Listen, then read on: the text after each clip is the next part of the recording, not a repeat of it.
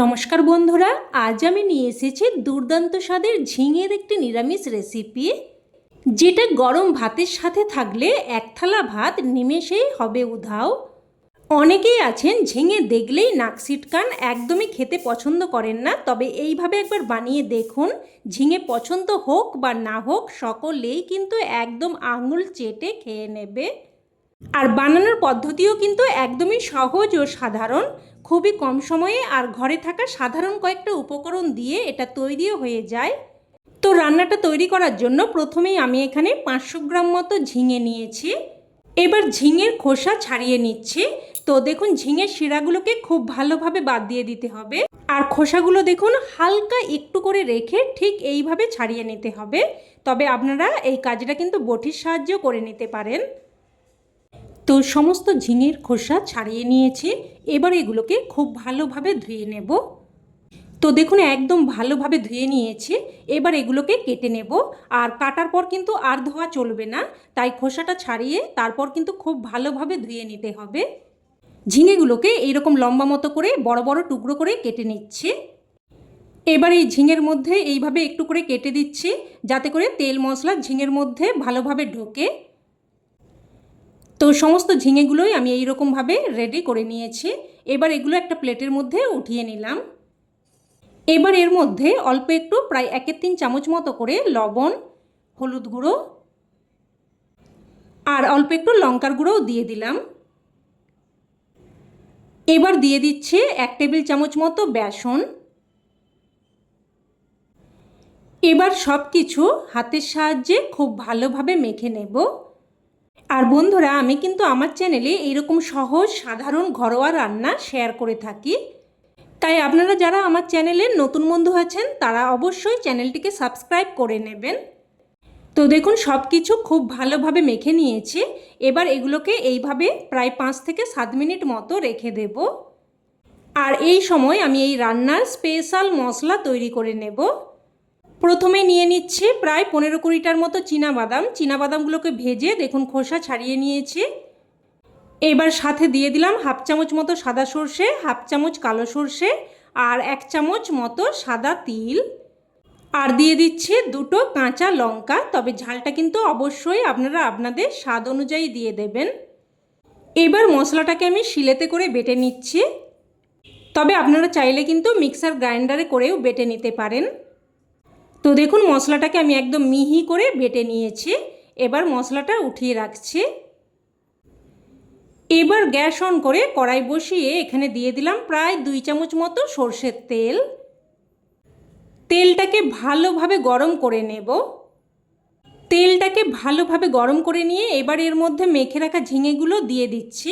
আর দেখুন, যেহেতু ঝিঙেগুলোকে মেখে 5-7 মিনিট মতো রেখে দিয়েছিলাম, মশলা কিন্তু ঝিঙের সাথে খুব ভালোভাবে মিশে গেছে। এবার ঝিঙেগুলোকে মিডিয়াম টু হাই ফ্লেমে ভেজে নিতে হবে। তো প্রথমে নাড়াচাড়া করে মিশিয়ে নিয়ে এইভাবে ছড়িয়ে দিলাম। এবার 2-1 মিনিট মতো অপেক্ষা করে তারপর ঝিঙেগুলোকে আবারও উল্টে দিতে হবে। আর এইভাবে প্রায় 4-5 মিনিট মতো সময় নিয়ে ঝিঙেগুলোকে উল্টে পাল্টে খুব সুন্দরভাবে লাল করে ভেজে নিতে হবে। তো দেখুন প্রায় কিন্তু 4-5 মিনিট মতো সময় নিয়ে ঝিঙেগুলোকে খুব সুন্দরভাবে উল্টে পাল্টে ভেজে নিয়েছি। দেখুন ঝিঙেগুলো খুব সুন্দরভাবে ভাজা হয়ে গেছে। আর অবশ্যই কিন্তু মিডিয়াম টু হাই ফ্লেমে ভাজবেন, একদমই কিন্তু লো ফ্লেমে ভাজবেন না, তাতে করে কিন্তু ঝিঙে থেকে জল বেরিয়ে যাবে। তো ঝিঙেগুলো উঠিয়ে নিলাম। উঠিয়ে নিয়ে এবার ওই তেলের মধ্যে দিয়ে দিলাম 1/2 চামচ মতো কালো জিরে আর একটা শুকনো লঙ্কা।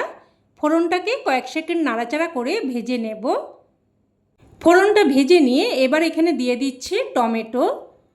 এখানে একটা মিডিয়াম সাইজের টমেটোকে ছোট ছোট করে কেটে দিয়েছি। আর দিয়ে দিচ্ছি 1/2 চামচ মতো কোড়ানো আদা। এখানে প্রায় 1/2 ইঞ্চি মতো আদাকে গ্রেট করে দিয়েছি। তো নাড়াচাড়া করে আদা আর টমেটোটাকে ভেজে নেব, যাতে করে আদা আর টমেটোর কাঁচা গন্ধ চলে যায়। তো একটুক্ষণ নাড়াচাড়া করে ভেজে নিয়ে এবার এর মধ্যে আগে থেকে তৈরি করে রাখা বেটে রাখা মশলাটা দিয়ে দিচ্ছি। মশলার বাটি ধুয়ে অল্প একটু জলও দিয়ে দিচ্ছি। এবার দিয়ে দিচ্ছি অল্প একটু হলুদ গুঁড়ো আর অল্প একটু কাশ্মীরি লঙ্কার গুঁড়ো দিয়ে দিলাম, এতে করে তরকারির কালারটা সুন্দর আসবে, তবে ঝাল কিন্তু হবে না। আর এই সময় কিন্তু আমি স্বাদ অনুযায়ী লবণটাও দিয়ে দিচ্ছি। আর ঝিঙের মধ্যে কিন্তু অল্প লবণ দেয়া আছে, তো সেই অনুযায়ী লবণটা দিয়ে দিতে হবে। তো নাড়াচাড়া করে সব কিছু মিশিয়ে নিয়ে এবার মশলাটাকে ভালোভাবে কষিয়ে নিয়েছি। দেখুন মশলাটা সুন্দরভাবে কষানো হয়ে গেছে।